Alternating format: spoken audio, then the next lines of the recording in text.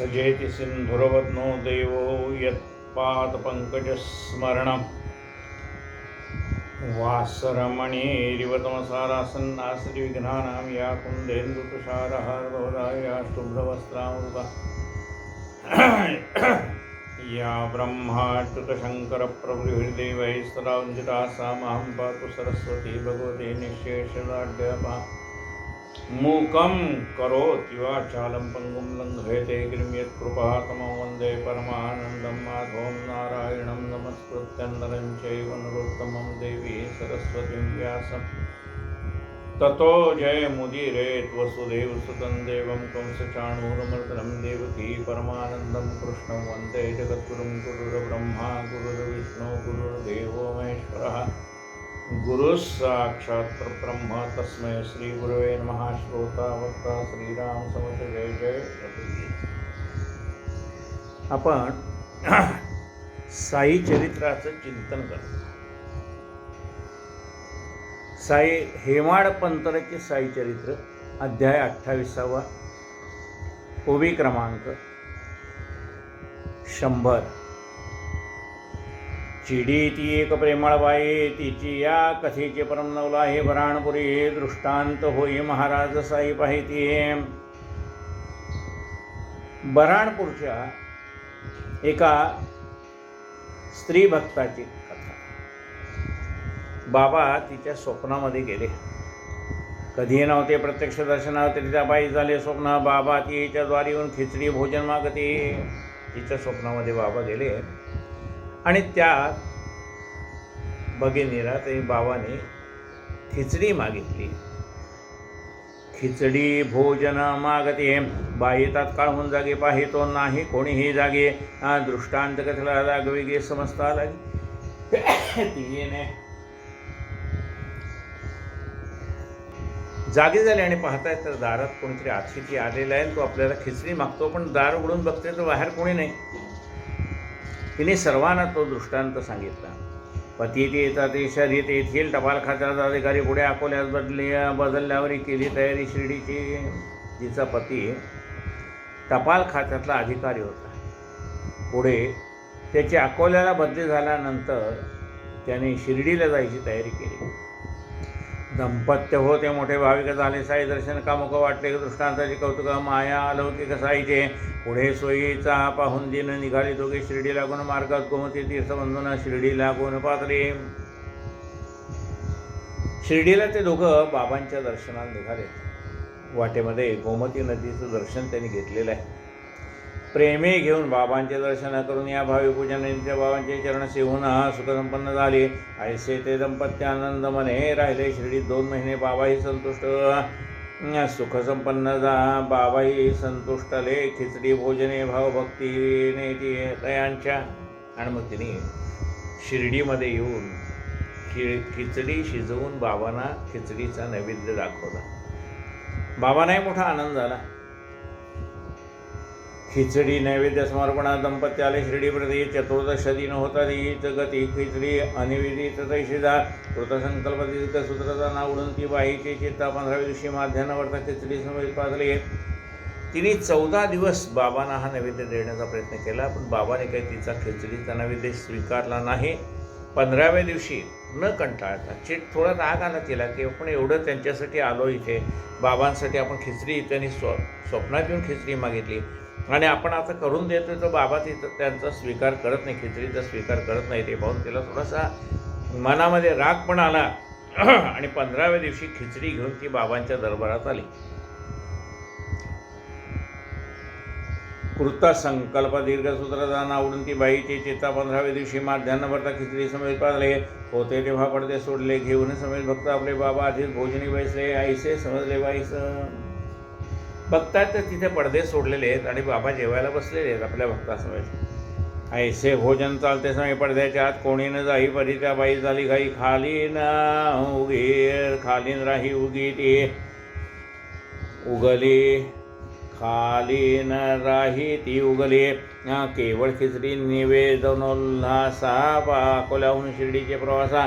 अंगीकारली देचा दिवसा राहील कसा पूर्व। अकोल्यावरून ती बाबांना खिचडी देण्यासाठी आलेली. 14 दिवस काही बाबाने त्याचा स्वीकार केला नाही. आज तिला काही राहवलं नाही, धीर धरवत नाही. कोणाचेही काही न मानता पडता स्वस्ते सारून वर्ता करून निज प्रवेश निज सत्ता कामनापूर्ती झाले. तेव्हा बाबांनी नवल केले. खिचडी लागली इतके भुकेले की तीच आधी मागू लागले. ताटेचे धरले दोहाती. तिने कोणाची काही पर्वा न करता मध्ये सोडलेला पडदा बाजूला केला. हातामध्ये खिचडीचं ताट घेऊन बाबांच्या समोर आले. आता बाबांच्या समोर अनेक नैवेद्य होते, पण बाबाने ते नैवेद्य बाजूला सारले आणि ह्या बाईने आणलेली आधी खिचडी समोर घेतली. लोकांनाही आश्चर्य वाटलं. पाहुणे बाबांची ती आतुरता विस्मय दाटला. सर्वांची चित्ता खिचडीची कथा परिसता वाटली. अलौकिक असायचे. आता इथून पुढील कथा ऐकता प्रेम दाटेल चित्ता. गुजराती ब्राह्मण सेवेकरता आला उचिता शिर्डीस. आणि अशा रीतीने बाबाने खिचडी खायला सुरुवात केल्याबरोबर लोकांना आश्चर्य वाटलं. मग त्या बाईने बाबा आपल्या स्वप्नामध्ये कसे आले, खिचडी कशी मागितली, आणि आपण तो देण्याचा किती दिवस प्रयत्न करतोय, पण आज आता आपली सहनशीलता संपली आणि आपण बाबांच्या दरबार तिथे आतमध्ये पडदा असताना आपण आत आलो. ही सगळी हकीकत जेव्हा त्या बाकीच्या लोकांनी ऐकली तेव्हा बाबांची अलौकिकता त्या भक्तांना कळली की बाबा आपल्या भक्तांना कसं आपल्याकडे घेऊन येतात. हा त्यातला महत्त्वाचा. खिचडी खाणं महत्त्वाचा भाग नाही आहे त्यातला, तर त्या भक्ताला आपल्यापर्यंत घेऊन येणं हा लीला भाग आहे त्यातला.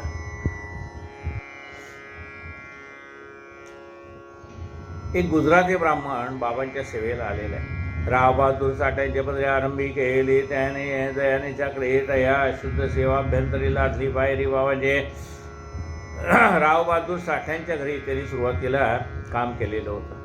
ती ही कथा बहुत गोड दया अशी प्रेम भक्तिप्रेमाची आवड कैसे श्रीहरिपूर्वी गोड मनाची होड ते ब्रेसा. ज्याला संतांच्या कथेची आवड आहे त्याला ह्या संतांच्या कथा ऐकताना मोठा आनंद होतो. कारण या नाना प्रकारच्या प्रसंगातनं शिर्डीला बाबा आपल्या भक्तांना कशी घेऊन येतात. बघा, शिर्डी कौन जाता है, शिर्डी वही जाते है बाबा जिने बुलाते है. बाबांच्या मनात असलं तर आपण जाऊ. आपण पुष्कळ ठरवून काय उपयोग आहे. त्यांच्या मनात येईल त्यावेळेला आपोआप सगळा योगायोग जुळून येतो आणि आपण बाबांच्या दर्शनाला जातो.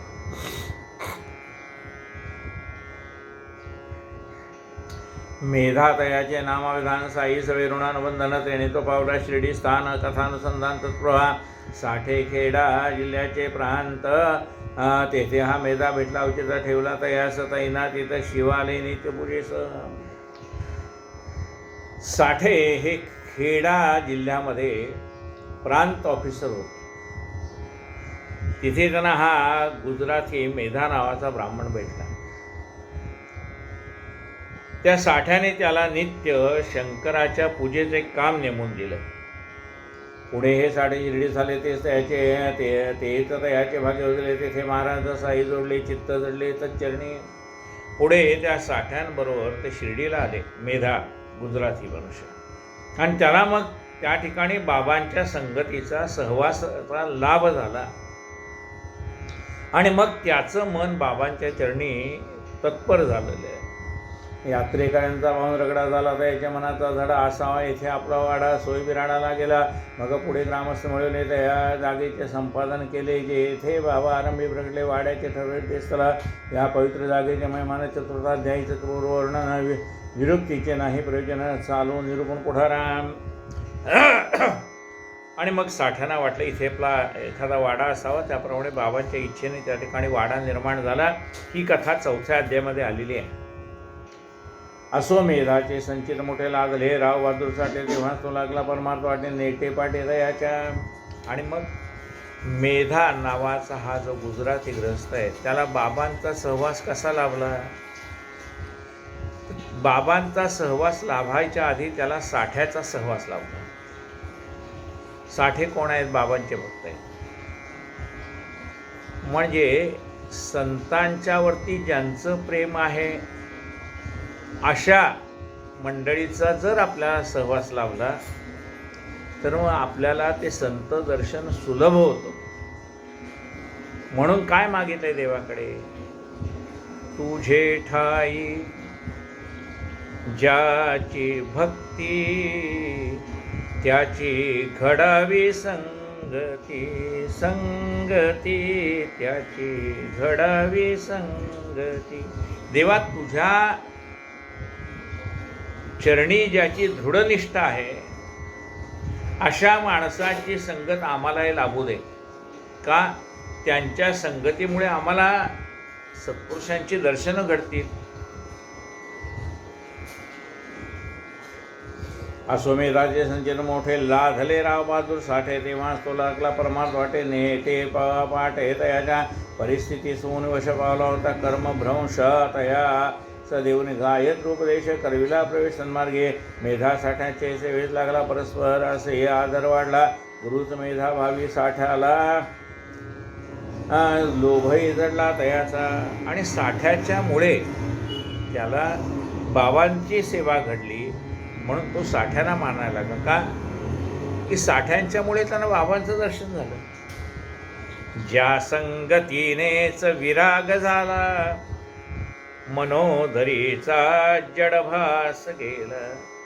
साक्षात परात्मा मज भेटविला विसरू कसा मी गुरुपादुकाला. ज्यांच्या संगतीमुळे भगवंताचा लाभ होतो ती संगत महत्त्वाची आहे. म्हणून असं म्हटलंय साधू मिळतील, संन्यासी भेटतील, पण सत्संग मिळणं कठीण आहे. साधू मिले, संन्यासी मिले, सत्संगत मिलना मुश्किल आहे.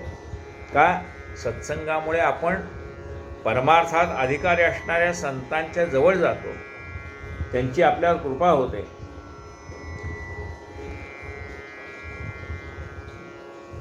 हे असो एकदा सहज बोलता निज गुरुचे महात्म्य वाणिता प्रेम दाटले साठ्यांचे चित्ता मेधा साधारणता पोचू दे.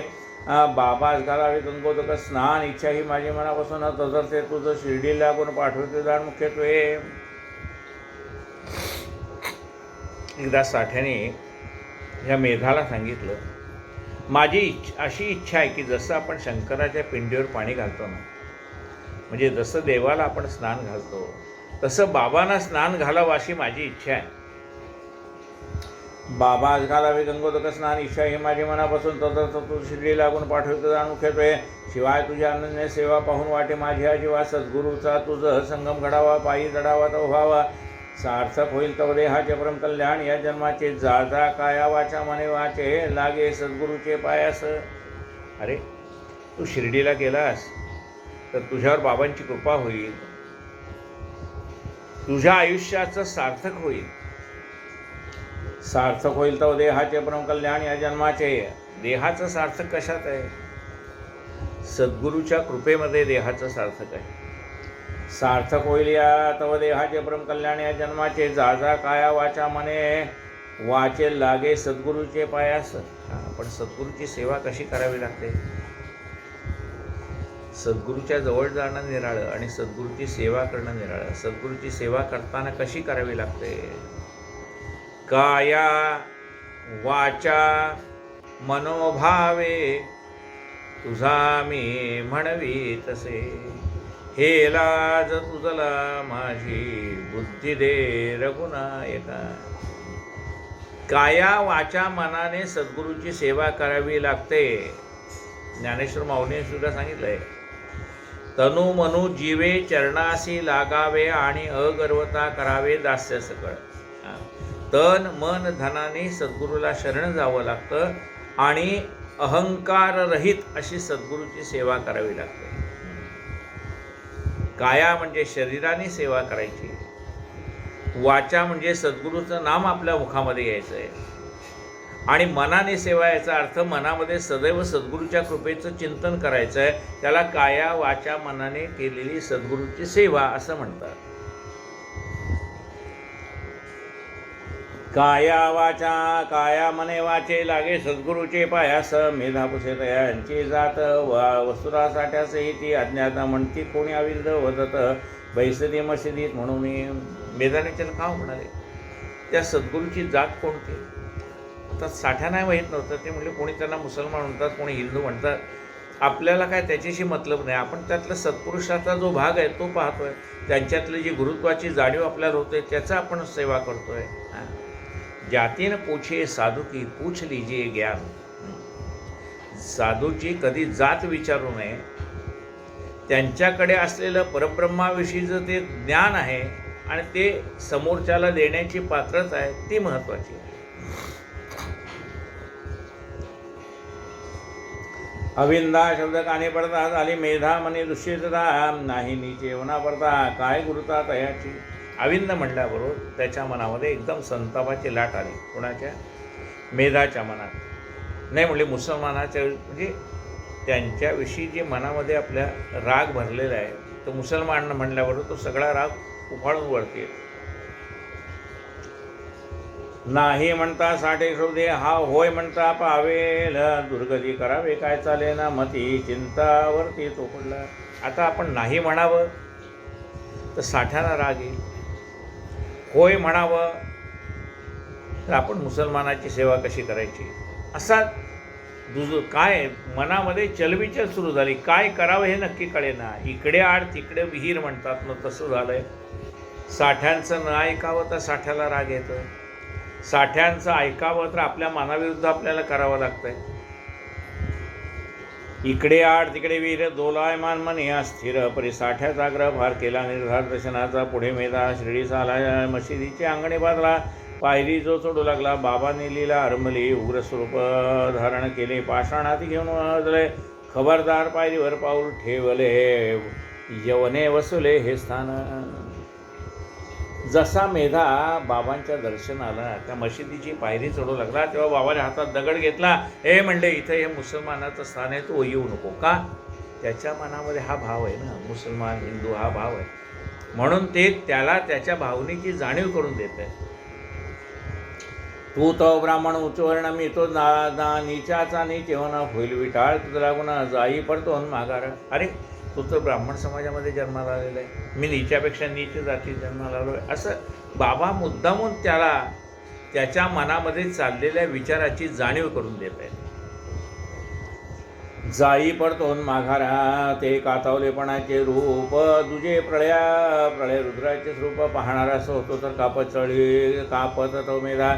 परिहारा केवळ बरोबर अंतरी द्यायचा वाहे पुर मेधा, थक्क विस्मय निर्भर कैसे मदंतर कळले या. हा बाबांचा राग वरचा होता. बाबांना फक्त या रागाच्या निमित्ताने काय करायचं होतं, त्याच्या अंतरंगात चाललेल्या विचाराची जाणीव आपल्याला आहे हे त्याला पटवून द्यायचं होतं. जे आपल्या मनामध्ये चाललेले चांगले आणि वाईट विचार याचा साक्षीदार बाबा आहेत, याची जाणीव त्याला करून द्यायची होती. कोप असावा बाह्यातकारी, दया असावी अंतरी, जैसे काते फणसावरी वरी काटे आतगरे.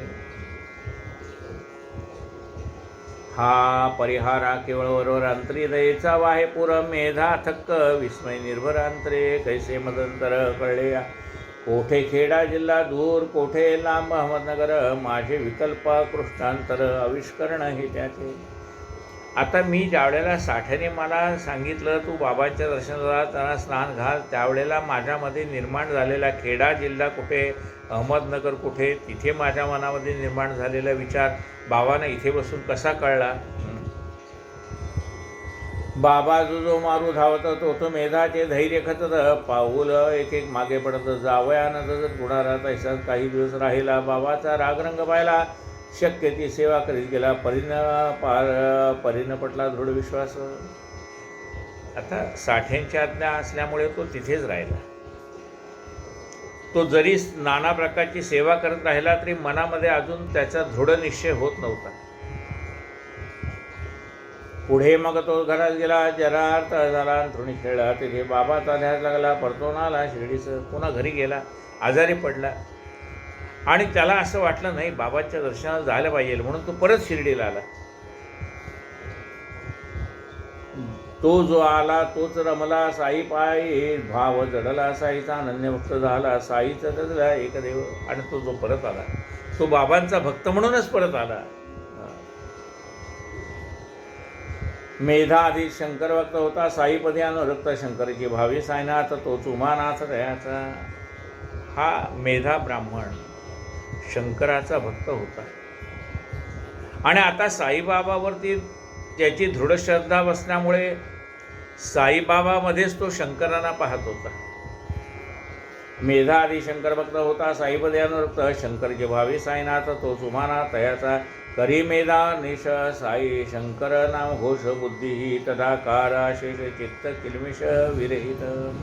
आणि आता तो साईना काय म्हणाला, साई शंकर म्हणजे साईबाबाच माझे शंकर आहेत ह्या भावनेने तो जप करायला लागला. मनामध्ये असलेलं किलमिष नाहीच झालं. किलमिष काय होतं, हे मुसलमान आहेत असा जो त्याच्या मनातला भाव होता तो आता जातीचा भाव नाहीसा झाला. आणि कुठला भाव दृढ झाला, हे माझे सद्गुरू आहेत हा भाव दृढ झाला. मेधा आदी शंकर भक्त होता. साईपदे अनुरक्त शंकरची भावी साईनाथ तोच उमाना तयाचा करी मेधा निश साई शंकर नामघोष बुद्धी तदाकार अशेष चित्त किलमिष विरहित. झाला साईचा अनन्य भक्त साईस प्रत्यक्ष शंकर भावित शंकर शंकर मुखे करीत अन्य दैवत मानिना. साईच त्याचे देवतार्चना साईच त्याचा गिरिजा रमणा येत दृष्टीचा ठाव घालून नित्य प्रसन्न मनविदा. शंकरास बेलाची आवडी शिर्डीत नाही बेलाचे झाड मेधा तसत कोस झीड जाऊन निजे झाड पुढीत असे.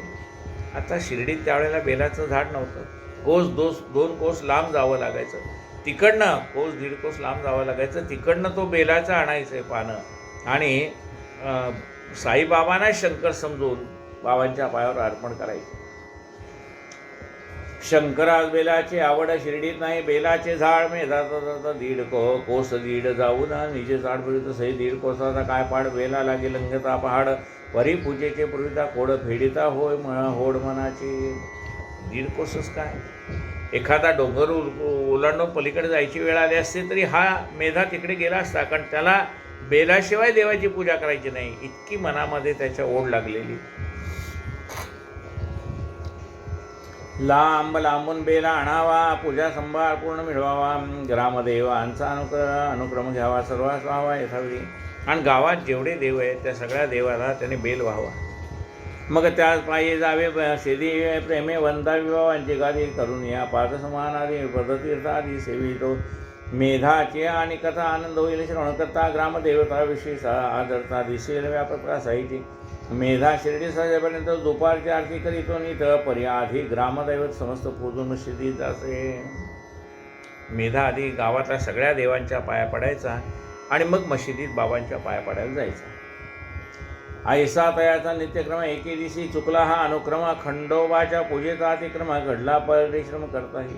एके दिवशी मात्र खंडोबाची पूजा करायची राहून गेली आणि तसाच तो बाबांच्या दर्शनाला गेला.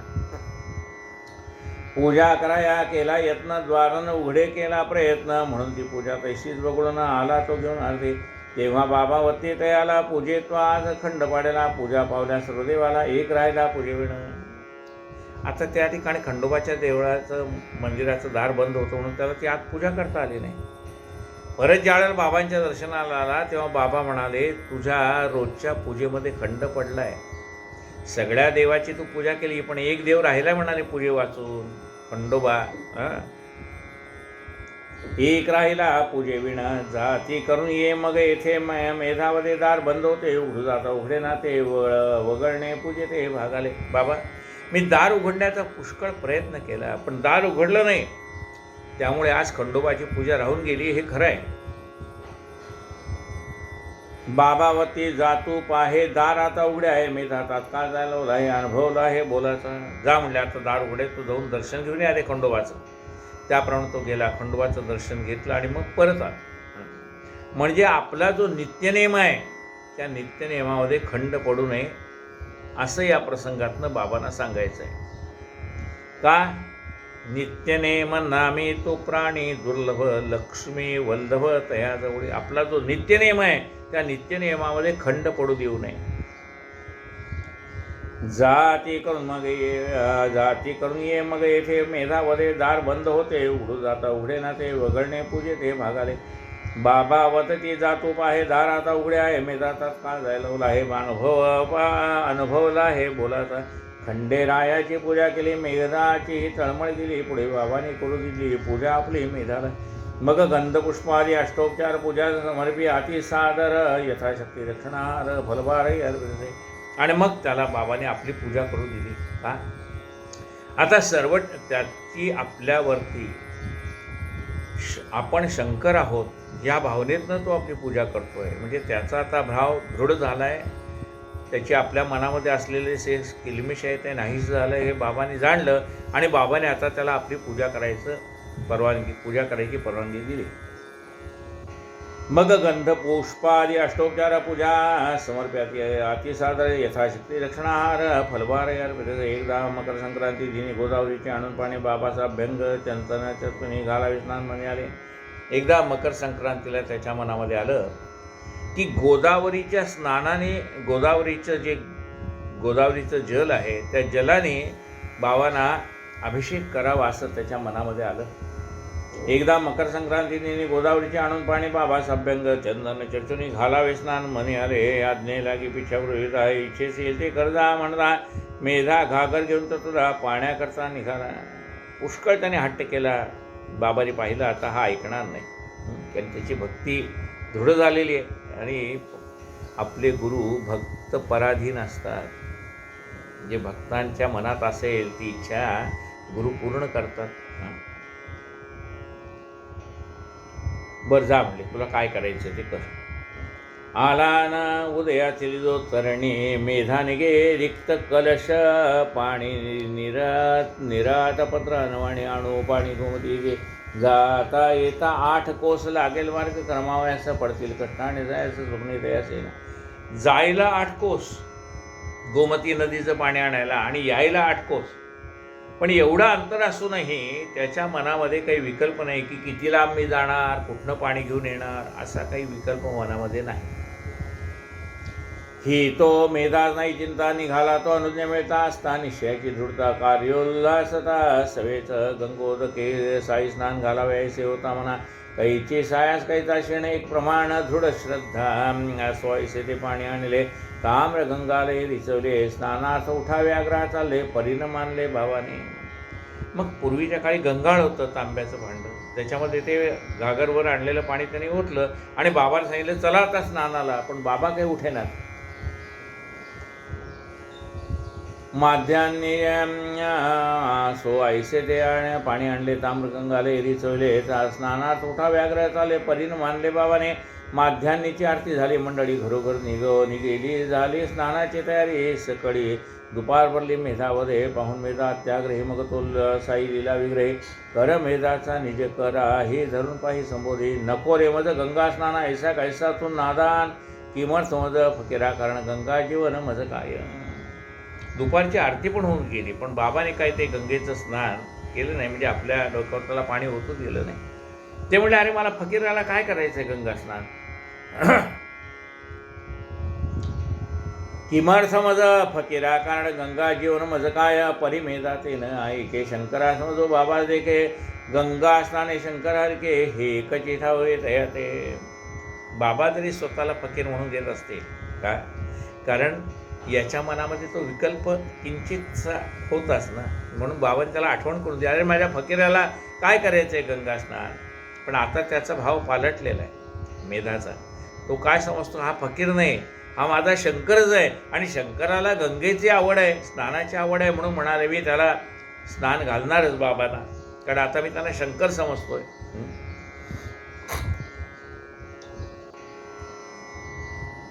परिमेधाचे ते काही नाही के शंकरानो जो बाबास लेखे गंगा स्नाने शंकर के हरिके हे कजी ठावके तया ते म्हणे बाबाजीचा दिन मकर संक्रांतीचा सण गंगोदके शंकर स्नवन करता सुप्रसन्न तोय. मग पाहून तयाचे प्रेम आणि तयाचा आढळणे म्हणती पूर्वी तुझाचे काम शुद्धांतर्यामी मेधाचे ऐसे दे गाय म्हणून ते मग ऐसे म्हणून मग ते उठले स्नानार्थ मांडल्या पाटावर बसले मस्तक मेधा पुढे उडवले म्हणती उलेशे जळगाळी. मग शेवटी बाबा पाटावर बसले तिथं स्नानाची तयारी केली होती. बाबा जाऊन बसले आणि सांगितलं थोडंसं पाणी माझ्या डोक्यावर घाल. म्हणती उलेशे जळ घाले सकळ गात्री शिरप्रधान करीत यावरील व जळसिंचन तरी ते पूर्ण स्नान केले समान हे तरी मान रे इतके. अरे डोकं हे सगळ्या शरीराचा महत्त्वाचा अवयव आहे.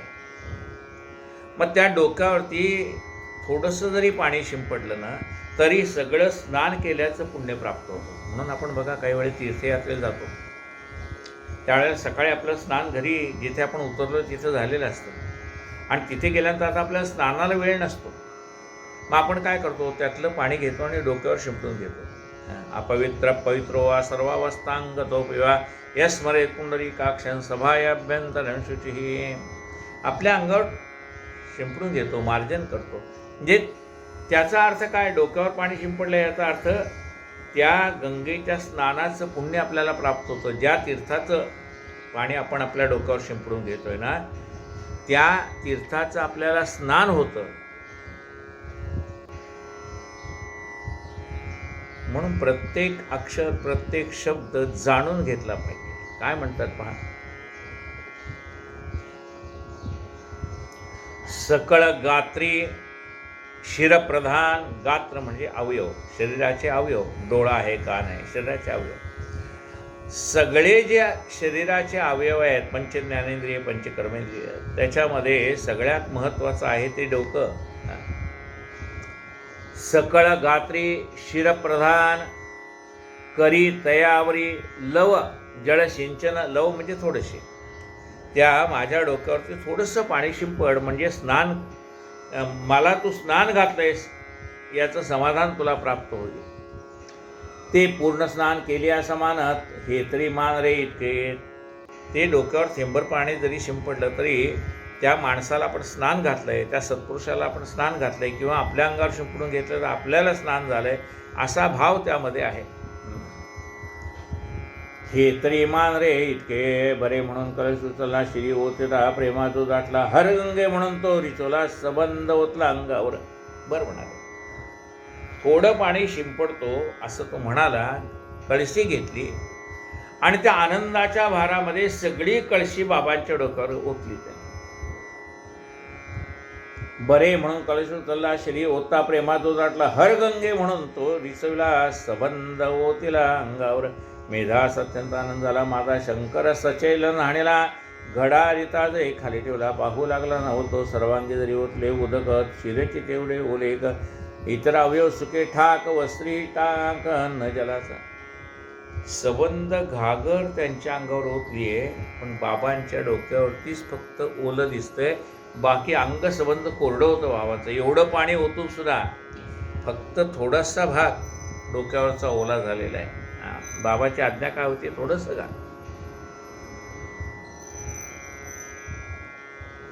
सर्वांगी जरी ओतले उदक शिरची तेवढे ओले कै तरावय सुखे ठाक वस्त्री टाक न जला. मेधा झाला गलिताभिमान निकटवर्ती विस्मयापन्ना. ऐसे भक्तांचे लाड आपण पूर्वी तर संपूर्ण श्रीसाई. त्या मेधाला सुद्धा आश्चर्य वाटलं, आपण घागरभर डोक्यावर पाणी ओतलंय, सगळ्या अंगावर पाणी ओतलंय, पण बाकी अंगावर कुठेही पाणी गेलेलं नाही. थेंबर पाणी फक्त त्यांच्या डोक्यावरती दिसतंय. म्हणजे हा भाव त्याच्या मनामध्ये जागृत झाला. त्याचा अहंकार, त्याला जो अहंकार झाला तर काय, बाबा जरी म्हणत असले थेंबर पाणी घाल तरी मी अख्खी घागर त्यांच्या डोक्यावर ओतली आहे, हा जो भाव होता तोही त्याचा अभिमान नाहीसा झाला. म्हणजे बाबा जरी म्हणत होते थोडं पाणी घाल तरी मी अख्खी घागर ओतली की नाही त्यांच्या डोक्यावरती, असा जो भाव त्याच्या मनामध्ये, अहंकार किंचित, सद्गुरूंना आपल्याला झालेला किंचित अहंकार सुद्धा सहन होत नाही.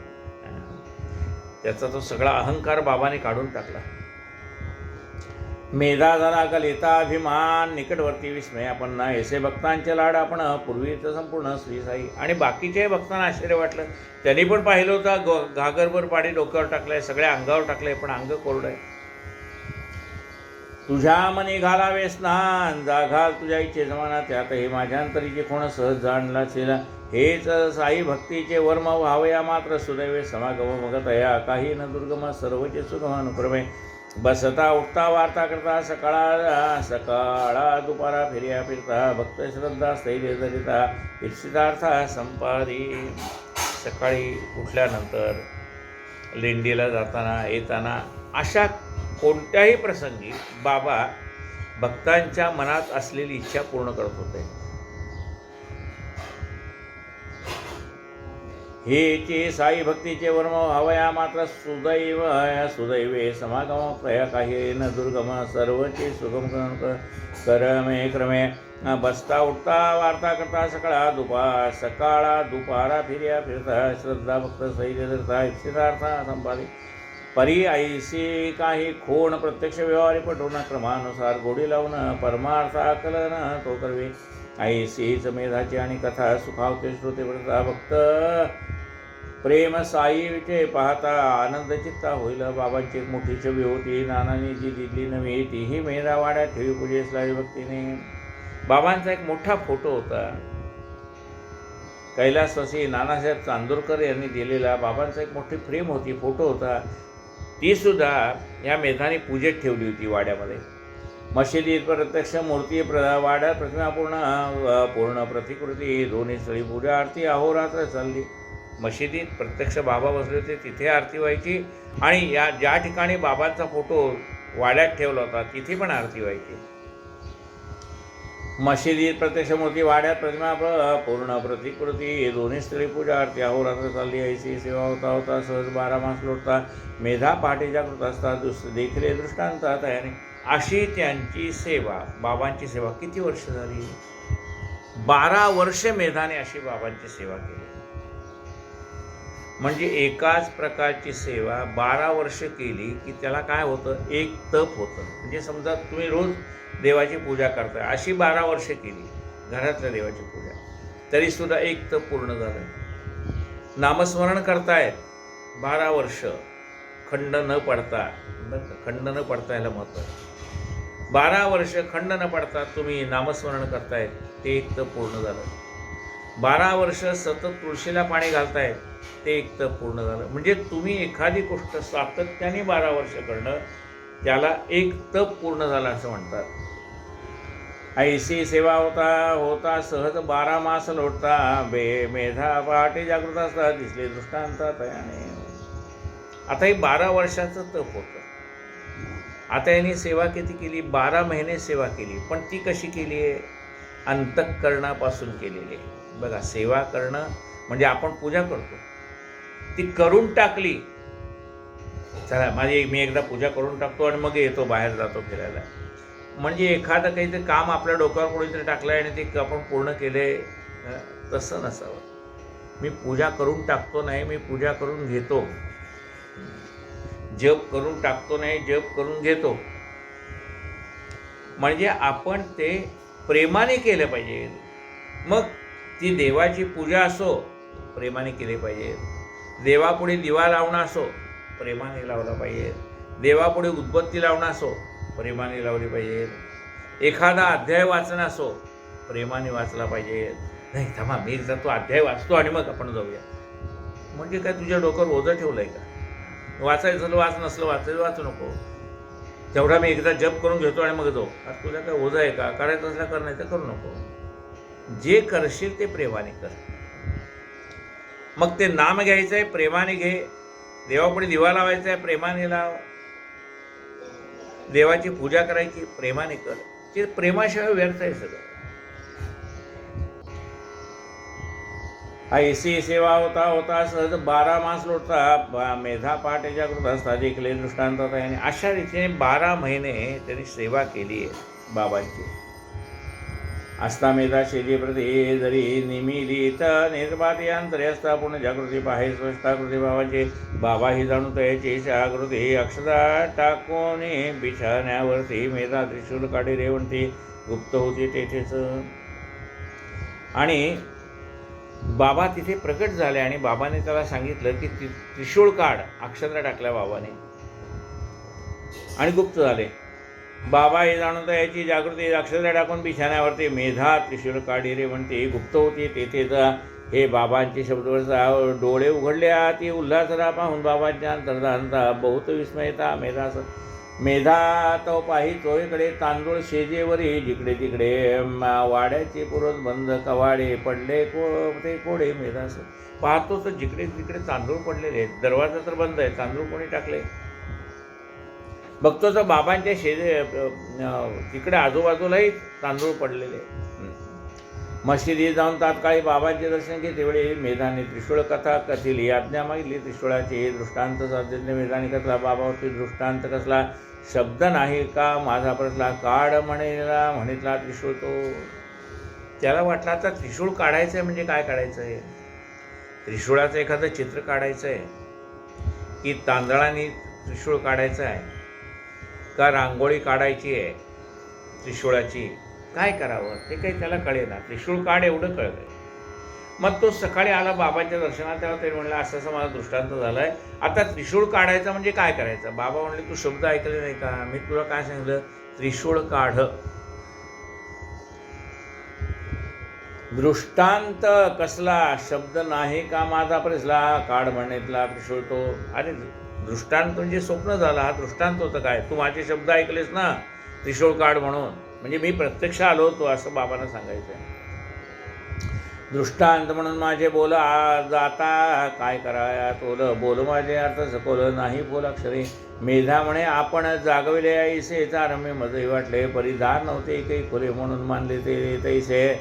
म्हणले बाबा मी दार उघडून पाहिलं कोणी दिसलं नाही म्हणून मला वाटलं स्वप्न पडलं.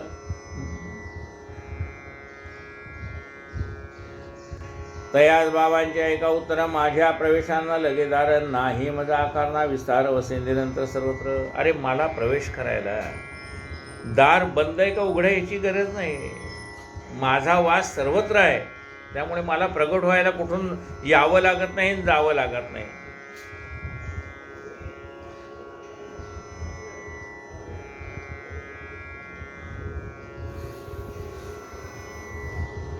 माझ्या प्रवेशांना लगे दार, नाही माझा आकार ना विस्तार, मान वसे निरंतर सर्वत्र. मी सर्वत्र मी व्यापून आहे सर्व ठिकाणी. टाकून या मजवरी भार, निम्मीन राहतो मज साचारता याचे सर्व शरीर व्यापार, मी सूत्रधार चालवी. ज्याने माझ्यावरती भार टाकलाय ना त्याची सगळी जबाबदारी मला घ्यावी लागते. आपण टाकत नाही ना भार, आपल्यात काय फरक आहे माहिती का, आपण देवावरती भार टाकत नाही, स्वतःच सगळं करायला जातो. टाकून या भार राहिलो निवांत, असं झालं पाहिजे. टाकून या भार राहिलो निवांत म्हणजे काय, एकदा सद्गुरूच्या चरणावरती आपण ती जबाबदारी टाकली, मग आपण चिंता करायची नाही.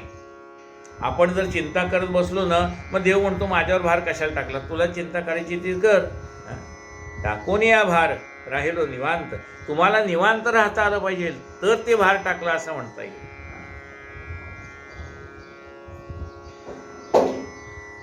टाकून या मजोरी भार, मिनला जो मग साचार तयाचे सर्व शरीर व्यापार, मी सूत्रधार चालवे. त्याचं शरीर सुद्धा मीच चालवतो आणि मी सूत्रधार आहे त्याचा. असो पुढे नवलविंदान त्रिशूळाचे प्रयोजन, श्रोता परिस्थिती सावधान येईल अनुसंधान प्रत्यया. इकडे येरीकडे मेधा जो प्रथा, त्रिशूळ काढावा आरंभ केला, वाडियात छबी निकट भिंतीला त्रिशूळ रेखाटला रक्तवर्णा. दुसरी दिवशी मशिदीत आला पाहून रामदास भक्त, मशिदीत आला पुण्याहून रामदास भक्त, ते प्रेमीभावानुसार लिंग अर्पित शंकराचे. इतक्यात मेधाही तेथे आला, बाबा साष्टांग प्रणाम केला. बाबा म्हणते हा शंकराला सांभाळ याजला तू आता. मग त्यांनी काय केलं, वाड्यामध्ये जिथे बाबांचा फोटो होता तिथं भिंतीवर त्रिशूळ काढला. इतक्यात पुण्यातला एक भक्त बाबांच्याकडे शंकराची पिंड घेऊन आला आणि मग बाबांच्या सांगितलं याच्यावर आता त्रिशूळ काढ.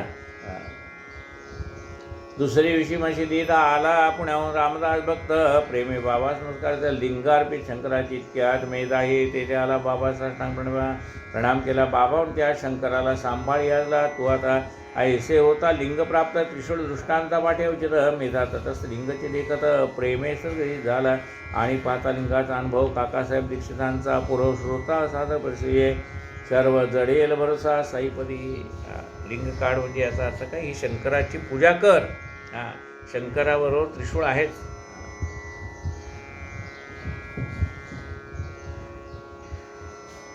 इकडे जो लिंग घेऊन मी निघे मेधा मशी दीक्षित वाड्यात स्नान सर्वनी नामस्मरणी निमग्न.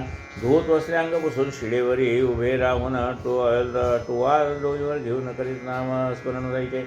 नित्यनेमानुसरण शिरोभाग आच्छादून करीत असताना नामस्मरण लिंग दर्शन झाले. इकडे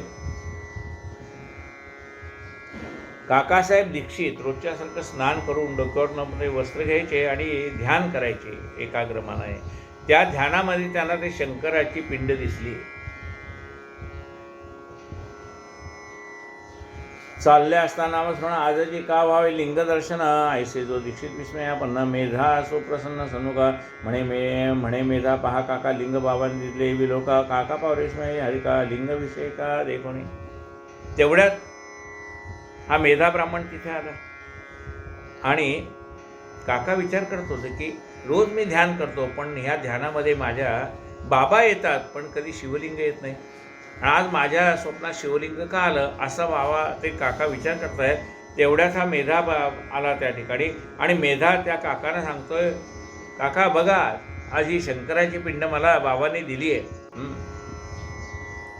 मेधा म्हणे पहा काका लिंग बाबांनी दिले वेळ का काका पावले विस्मय हरिका लिंग विषय का देखोनी रूपरेखा आकार लक्षण आले ध्यानी जे पूर्व क्षणी तेच लिंग पावन दक्षिणी दीक्षित म्हणे सुखावले.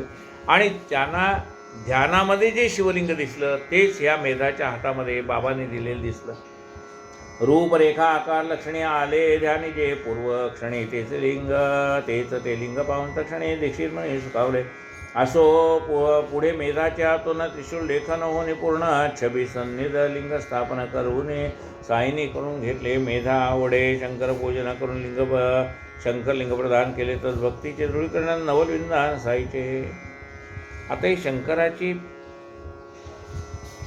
प्रतिमा ही बाबाने या मेधाची शिवलिंगाची म्हणजे शंकराची भक्ती जाणून त्याला ती प्रदान केलेलं आहे.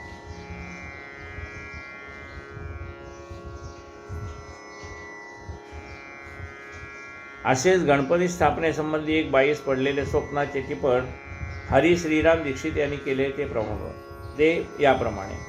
एकदा मी शिर्डीस जातेवेळी मोरेश्वरराव प्रधान मला बोरीबंदर भेटायला आले व सांताक्रूजला आपल्या घरी गणपती बसवायचा काय हे महाराजांना विचारायला सांगितले.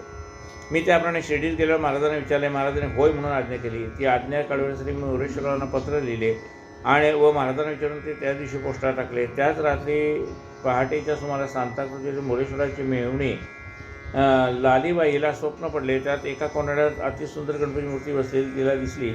तिने ते स्वप्न सकाळी उठल्यावर घरात सांगितले व दुसऱ्या दिवशी महाराज आज्ञेचे पत्र येऊन पोहोचले. अर्थात स्वप्नाद्वारा महाराजांनी आगाऊ सूचना दिली होती.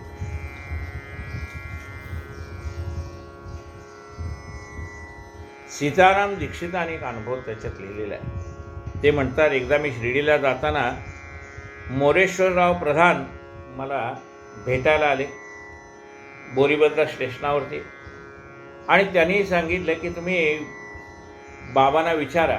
काय विचारा? की मला घरामध्ये गणपती बसवायचा आहे, ती बसवायला आज्ञा आहे का?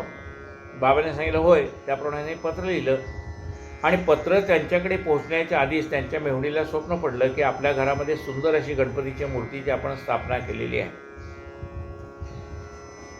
ऐसी का काय एक कथा सांगेन ऐसा आपण विता परी होईल. ग्रंथ विस्तारता म्हणून श्रोतया क्षमा का कीजिए. तथापि तुम्ही श्रवण चुक म्हणून कठीण आणि एका पुढील अध्यायी साईचे कौतुक याहून अलौकिक दिसेल.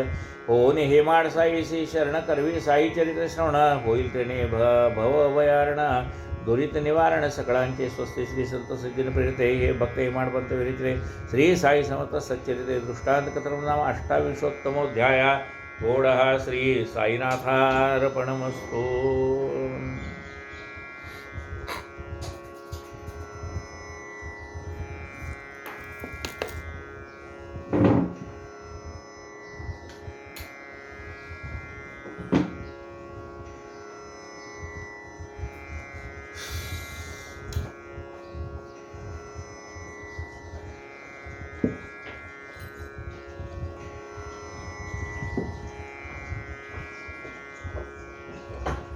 आरती साई बाबा सौख्यदातार जीवा.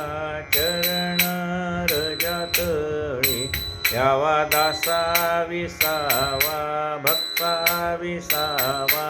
आरती साई बाबा जाळून या अनंग स्वस्वरूपी राहे दंग. मुमुक्षु जन दावी निज डोळा श्रीरंग. डोळा श्रीरंग.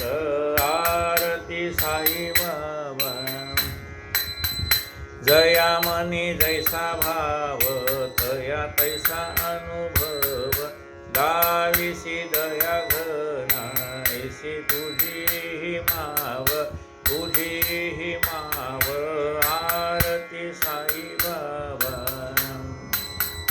तुमचे नाम ध्याता हरे संस्कृती व्यथा अगाध तव करणी मार्ग दाविसी अनाथ आरती साई बाबा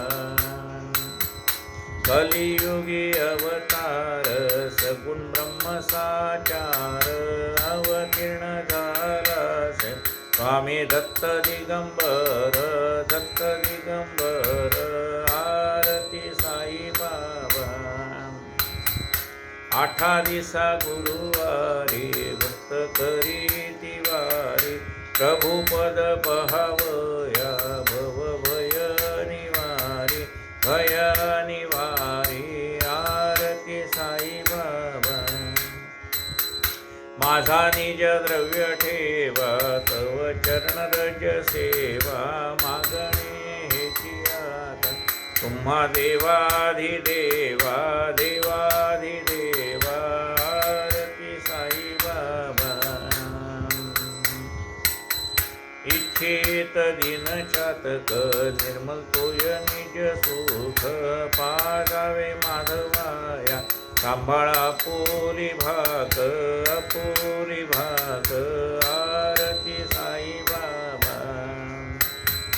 आरती साई बाबा सत्य दातार जीवा चरण रजातळे यावा दासा विसावा भक्ता विसावा आरती साई बाबा अलिंग कांगड वंदन चरण डोळ्यानी पाहे पसरे प्रेम्या रंजन आनंद पूजन भावे वाढेन